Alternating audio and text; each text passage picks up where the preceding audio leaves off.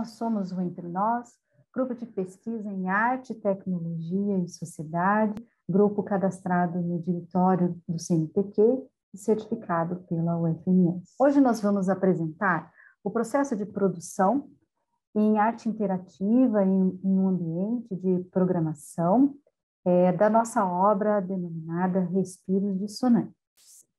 Nossa pesquisa está embasada no conceito de CTS, conceitos fundados na interdisciplinaridade, inseridos em uma visão crítica do mundo em seus aspectos históricos e sociais. Como base, nós temos o autor Álvaro Vieira Pinto, que tem um pensamento crítico sobre o uso das tecnologias e que nos alerta sobre os problemas da não neutralidade e da exaltação da instrumentalidade, o que gera a concepção do determinismo tecnológico.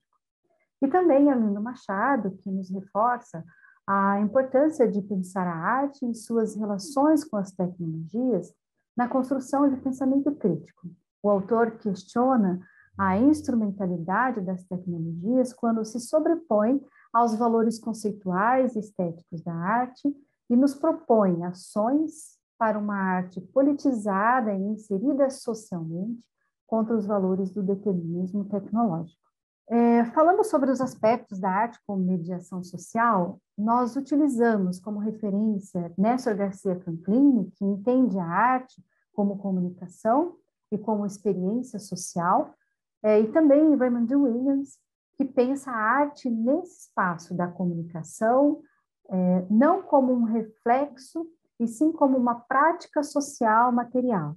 Ambos autores pensam os conceitos de mediações, pensando que a arte é a mediação da realidade pela sociedade. Junto com esses argumentos, utilizamos também a estética relacional proferida por Nicolas Bourdieu, que pensa sobre as aberturas da obra de arte de forma bastante crítica, e que neste lugar a arte é capaz de produzir relações sociais ou de socialidade, sendo possível, então, nesse aspecto, a formação coletiva dos sujeitos. A obra Respiros Dissonantes é uma obra de arte que está embasada na ideia da visualização de dados.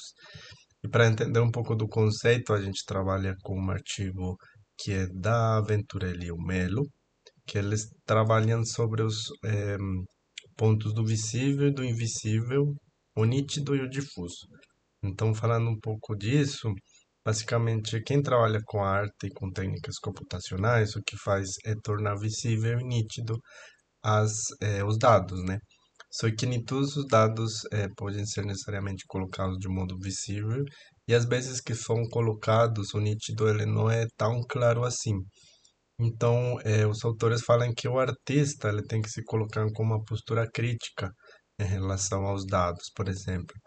Aonde que eles vão ser colocados, de onde que eles vêm, quem que produz os dados e como o artista se relaciona com eles. Ao mesmo tempo, a gente trabalha as ideias do Lev Manovich, no que diz respeito à metamídia, que seria a transição entre dois modos de dados de um para o outro através do software. E essa transição se faz em dois níveis, que a gente pode chamar de redução, ou seja, quando você reduz os dados que muda a natureza deles, o código deles, ou quando você não faz uma redução e usa os dados, entre aspas, tal qual eles são. Então, esses dados, quando são reduzidos ou não, eles são colocados em outro lugar, que a gente pode chamar na visualização de dados como um lugar também espacial, porque eles abarcam espaço, abarcam tempo e são colocados nessa nova maneira de mostrar, de visualizar. Então, basicamente, o que a gente faz é remapear de um domínio para outro elementos que são de diferentes naturezas, como qualitativos ou quantitativos, e colocá-los isso no espaço. Bom, o Vivi foi a primeira plataforma de construção visual híbrida que o grupo trabalhou. Por ser uma plataforma gratuita, já tem outros artistas que trabalham com ela há muito tempo, ela está nativa desde 2001, principalmente para artistas que trabalham com projeção de vídeo, videomapping, ela é muito usada. Dentro dela, a lógica de programação funciona através desses nodes, pins, links e patches, que quando são conectados, eles ativam e são eles que geram as modificações nos elementos que a gente coloca dentro da plataforma. Com a orientação do Henrique Roscoe, que orientou uma oficina para a gente, e nessa oficina a gente aprendeu a manipular esses elementos, colocar imagens, vídeos, até mesmo objetos simples, e através deles conseguir colocar cor, movimentação, repetição, e criar alguma coisa mais visual mesmo. E foi a partir daí que a gente colocou o nosso primeiro objeto, que já estava no nosso esboço, que era a cruz, e foi através da cruz que a gente teve a primeira visualização do que seria o projeto, porque quando a gente manipulou a cruz, colocou várias cores, colocou o movimento, e a gente teve uma noção do que seria realmente os respiros dissonantes, mas a gente também teve noção da dificuldade que a gente enfrentaria, porque o Vivivi não tinha suporte para várias coisas que vão ser explicadas mais à frente. Mesmo que a gente não tenha utilizado o Vivivi no trabalho, na finalização da obra, a plataforma serviu muito, toda aprendizada foi reutilizada, porque as outras plataformas que a gente usou, como o ViviJS, até mesmo o Cables, tem essa mesma lógica de programação através dos nós, dos patches, desses nodes que se conectam e geram as imagens e as modificações nas imagens. Então, a escolha da ferramenta, né, ela se deu através de um aprendizado que nós tivemos ao longo da primeira parte, né, da nossa proposta. E aí nós identificamos que a ferramenta deveria ter, né, uma comunidade de desenvolvimento presente, né, uma comunidade que pudesse nos dar um suporte caso precisássemos, ter uma saída visual consistente, né, ser uma ferramenta que nos possibilitasse renderizar nossas animações, né, sem os travamentos, a facilidade na exportação, né, que pudesse transportar o código para a nossa hospedagem com uma facilidade, a programação em blocos, né, para que toda a equipe pudesse construir e entender o código do outro, né. Deveria se basear em código JavaScript, né, a nossa obra precisava rodar em qualquer ambiente web. Isso é gratuito. Então, por que não optamos pelo Vivivi? O que aconteceu que na tentativa de solucionar o problema de desktop, optamos pela versão web, né, o ViviVi.js, mas nos revelou uma ferramenta com pouca funcionalidade, inviabilizando novamente a nossa proposta. Então optamos pelo Cable, a nossa segunda escolha, né? É uma ferramenta 100% web, né? A construção da proposta poderia ser através do próprio navegador, baseado em código JavaScript. É uma ferramenta gratuita, né? A comunidade de desenvolvimento atuante, né? Ela, com vários exemplos que poderiam ser até utilizados para aprendizados também.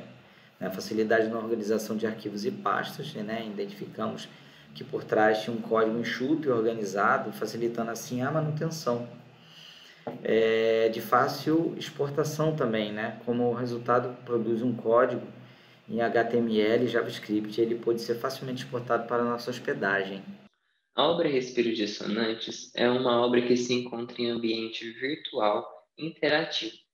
Ela remete ao período de pandemia mundial de Covid-19. Nessa obra foi criada uma atmosfera mais sombria, de tensão e perigo, com a criação de uma névoa que reflete uma luz vermelha e que indica esse perigo desse inimigo que não podemos ver nem tocar. Por toda a obra, que pode ser acessada com touchscreen, touchpad e mousepad, existem figuras em formato 3D de cruzes vermelhas cintilantes que remetem diretamente à morte e corpos em espectros semi-transparentes que remetem à diversidade de vidas humanas que foram perdidas pela Covid-19.